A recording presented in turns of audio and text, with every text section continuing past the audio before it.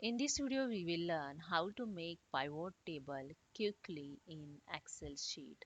So let's start. This is my Excel sheet. I have here some data with the heading of date, financial year, financial quarter, sales representative name, customer, amount, cost, and profit. So I'm using here the pivot table quickly to analyze my data. So just select your data. Here you can see the option, the quick analysis. Just click on it. Here you get the 4 tab tables. The first table is a simple table. When you click on it, the simple table is created. There is a second option is a pivot table. When you keep cursor on pivot table option, you can see the name of pivot table, sum of profit by customer. And above it, you will see the preview of pivot table. Same as next, the name of pivot table.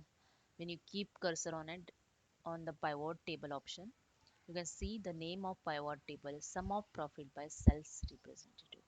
And above it, you will see the preview of pivot table.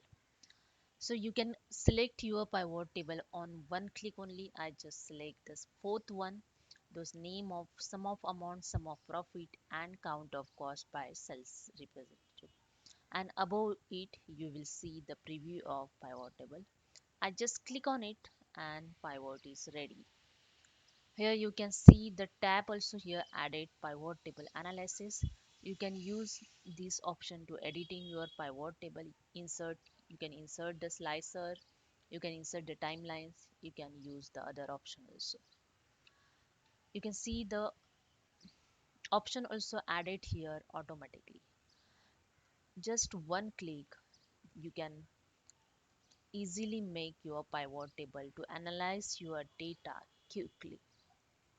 So hope you understand. If you like this, please subscribe my channel. Thank you so much.